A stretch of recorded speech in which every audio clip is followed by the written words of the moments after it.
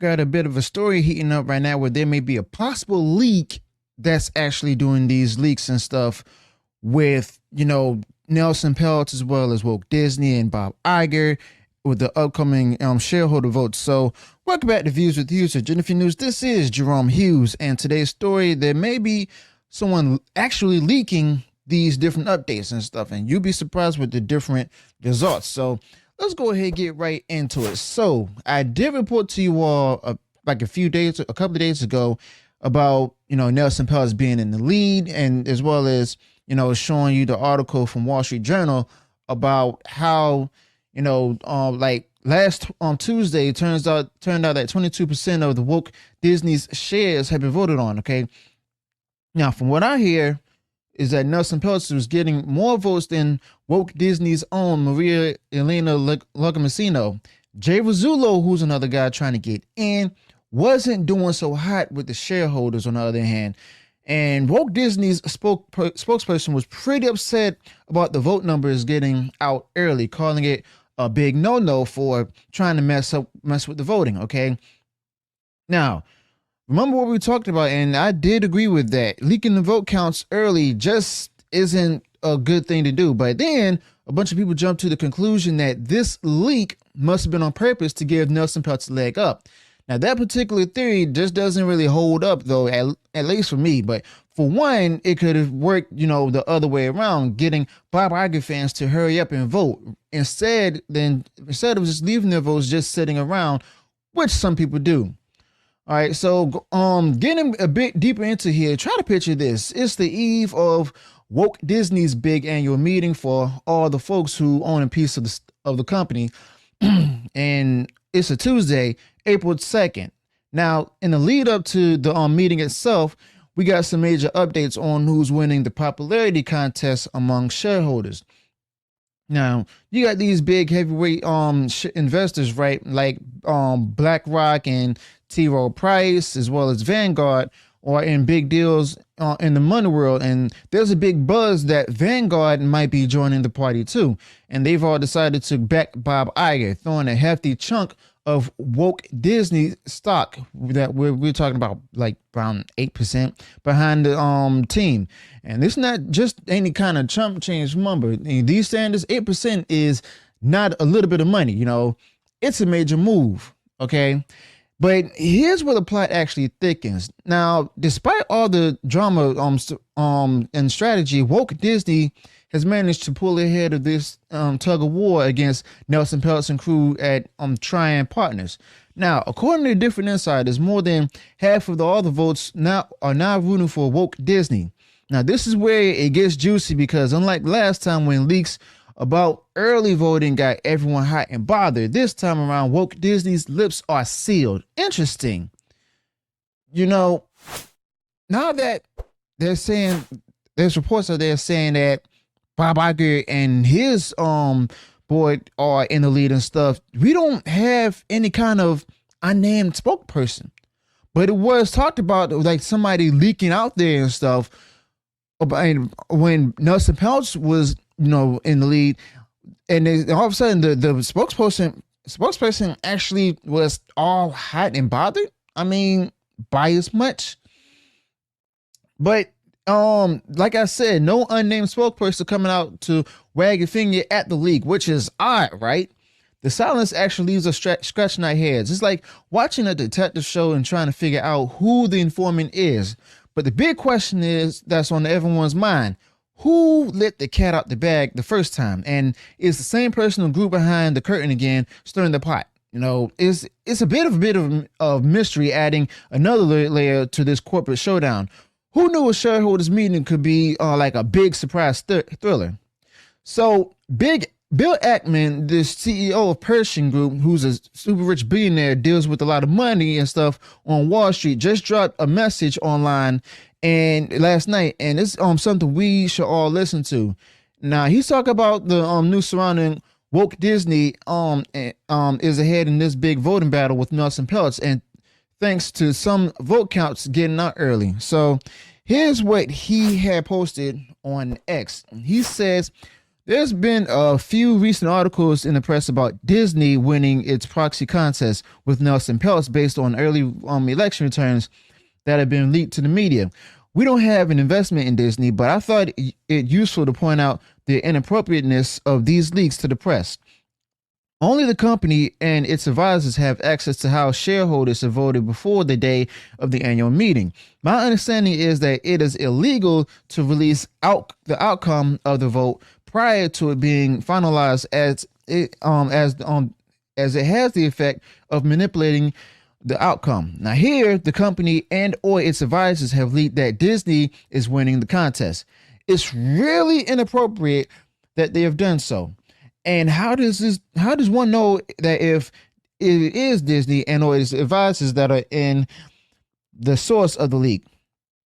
If Nelson Peltz were winning, there would be no leaks to the press. Now, the reason why the progress of an election for directors must be kept confidential until the results are final is that leaking results can affect the ultimate outcome. Institutional shareholders worry about offending management by voting with an activist, Nelson Peltz. They are concerned that if management learns that they have voted against the incumbent directors, they may lose access to management going forward. In other words, Bob Iger is less likely to come visit and or take a call with the shareholder if the shareholder voted with the dissident, being Nelson Peltz. This is clearly a close election. Institutions don't want to risk voting against the incumbent board if it is clear that the activists will lose. They want to be on the winning side of the election. Here, the company and or its advisors have leaked the early results in order to tip more institutions and other shareholders to vote for the incumbent board, unfairly tipping the scale in the incumbent board's favor. In other words, an institution may think if Nelson Peltz is going to lose, it is not worth taking the risk of offending management by voting for him. This is unfortunately not an uncommon practice. Years ago in our proxy contest with ADP, Pershing companies, dealings with them, the company and or its advisors did the same thing. The SEC government or the Security Exchange Commission, SEC, should do a thorough investigation of this proxy contest and appropriately punish whoever is responsible for this miscarriage of shareholder governance and justice. Companies of the caliber of Disney and or its advisors should not behave this way. Lastly, but importantly, I think highly of Nelson Peltz. I'm sure he would be greatly additive as a member of the Disney board. Ask yourself, why is the Disney company fighting so hard to keep him off? The fact that the company the early returns to the media is further evidence that an activist of Nelson Peltz's caliber deserves to be on this board for all shareholders' benefit. Based on my knowledge of Nelson's capabilities and the dirty tricks implemented by the company and its advisors, I strongly recommend that the shareholders vote for Nelson Peltz for the Disney board. Institutions who have already voted still have time to change their vote, and it is time that we make an example of Disney here so that this bad practice does not continue to poison shareholder democracy. Well, strong words from Bill Ackman on X, and we see here some pretty interesting stuff, including the fact that he's stating that there's somebody within Disney who's leaking all of these things, saying that it's possibly that it's like an inside job, if you will. Okay.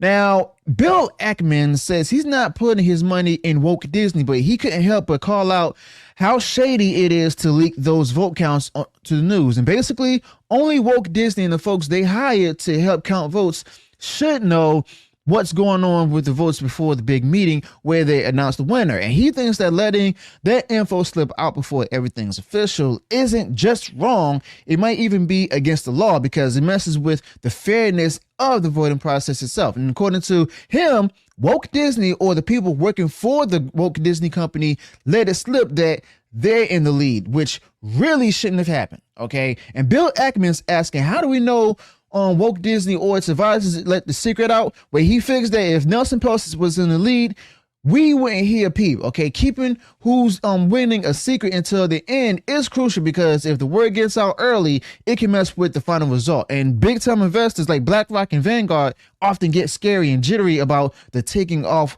woke Disney's bosses by backing a challenger like Nelson Peltz. Now they're scared if woke Disney finds out that they didn't support the current leaders, they get the cold shoulder in the future. Like Bob Iger might not bother to meet them or return their calls and stuff if they side with Nelson Peltz. Now, since the race is tight, these big investors don't want to back a losing horse, especially if it looks like Nelson Peltz doesn't stand a chance. Now, they'd rather stick with the winning team, so when woke Disney or their advisors leak early results showing they're leading, it nudges more of the big players to keep supporting the current bosses, tipping things unfairly in their favor.